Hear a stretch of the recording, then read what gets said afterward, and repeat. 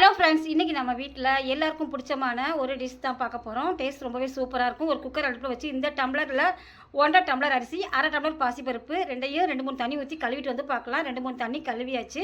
இப்போது 2 tumbler 1.5 tumbler அரிசி, 1/2 tumbler பாசிப்பருப்புக்கு 7 tumbler தண்ணி ஊற்றுறேன். நல்லா கொலையாக வேகணும்.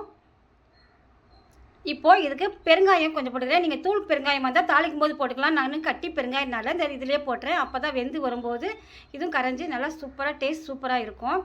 1/2 பிஞ்ச் மஞ்சத்தூள் போட்டுடலாம். ஒரு முறை மிக்ஸ் பண்ணி விட்டுக்கலாம்.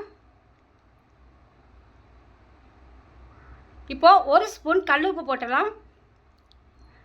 கல் உப்பும் போட்டு நல்லா மிக்ஸ் பண்ணி விட்டுக்கலாம்.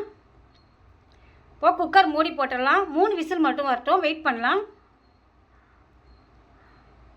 காயினான அவரைக்காய், பீன்ஸு, முள்ளங்கி, கேரட் குட்டி குட்டியாக கட் பண்ணி வச்சுக்கிறேன். 3மே 100 கிராம் 100 கிராம். உங்கள்கிட்ட கத்திரிக்காய், நூக்கல் எது இருந்தாலும் போட்டுக்கலாம், உங்கள் விருப்பம் தான். நான் மாங்காவும் கொஞ்சம் கட் பண்ணி வச்சுக்கிறேன். மாங்காய் லாஸ்ட்டில் போட்டுக்கலாம். இப்போ இந்த காயை 1/2 லிட்டர் தண்ணி ஊற்றி வச்சுருக்கிறேன். அந்த தண்ணியில் இந்த காயை வேக போட்டுடலாம். தட்டு போட்டு மூடி வச்சிடலாம். ஒரு 5 நிமிஷம் வேகட்டும்.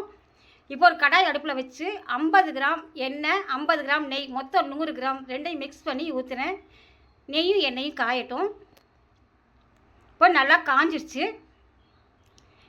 வெங்காயம் 300 கிராம் வெங்காயம் நல்லா கோல்டன் ப்ரௌன் கலர் வர்ற வரைக்கும் நல்லா பொன்னிறமாக நல்லா வறுத்துக்கலாம். ஸ்டவ் சிம்மில் வச்சே வதக்குங்க. அப்போ தான் நல்லா கரிஞ்சு நல்லா பொன்னிறமாக வரும்.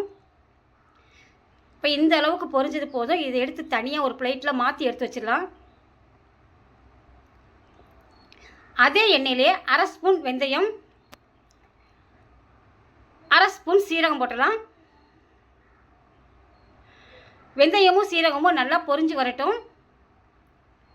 ஒரு மினிமம் சைஸ் வெங்காயம் கட் பண்ணி வச்சுக்கிறேன். வெங்காயம் 4 பச்சை மிளகா 2ஆக கட் பண்ணி போட்டுக்கிறேன். பச்சை மிளகா ஃப்ளேவருக்காக தான். டேஸ்ட் ரொம்பவே சூப்பராக இருக்கும். வெங்காயம் பச்சை மிளகா வதங்கிட்டே இருக்கட்டும். குக்கர் 3 விசில் வந்துருச்சு. யாரெல்லாம் போயிடுச்சு திறந்து பார்க்கலாம்.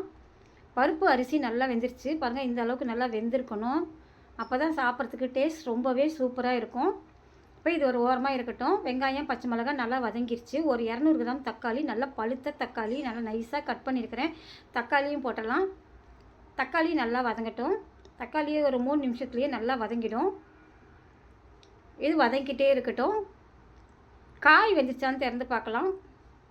காய் நல்லா வெந்துருச்சு. இந்த அளவுக்கு வெந்தால் போதும். ரொம்பவும் கொலைய வேகக்கூடாது. இந்த மாதிரி வெந்தால் தான் சாப்பிட்றதுக்கு சூப்பராக இருக்கும். இப்போ தக்காளி நல்லா வதங்கிடுச்சு.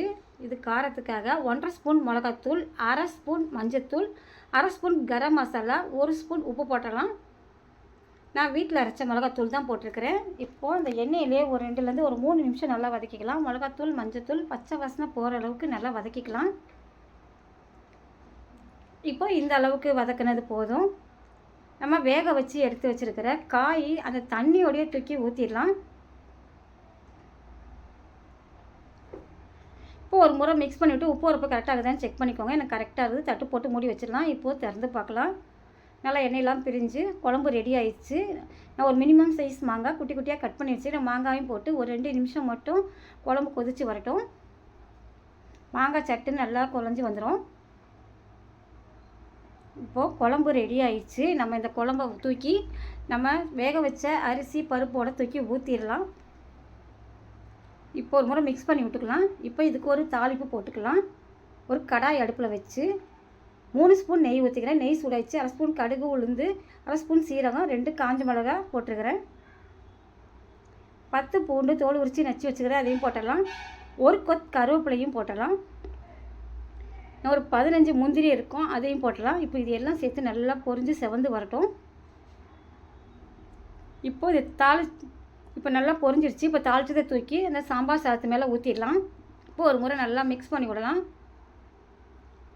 நம்ம ரெடி பண்ணி வச்சுக்கிற வெங்காயத்தையும் போட்டுடலாம். இப்போ எல்லாம் சேர்த்து நல்லா மிக்ஸ் பண்ணி விடலாம். டேஸ்ட் ரொம்பவே சூப்பராக இருக்கும். இதே மாதிரி செஞ்சு பாருங்கள். ஹோட்டல் ஸ்டைல் சாம்பார் சூப்பராக இருக்கும். சாப்பிட்டுட்டே இருக்குன்னு தோணும். இதே மாதிரி நீங்களும் செஞ்சு பாருங்கள். உங்கள் ஃப்ரெண்ட்ஸ் ரிலேட்டிவ்லாம் நிறைய ஷேர் பண்ணுங்கள். நம்ம வீடியோ பிடிச்சதுன்னா ஒரு லைக் கொடுங்க. இன்னும் ஒரு நல்ல வீடியோவில் சந்திக்கலாம். பாய்.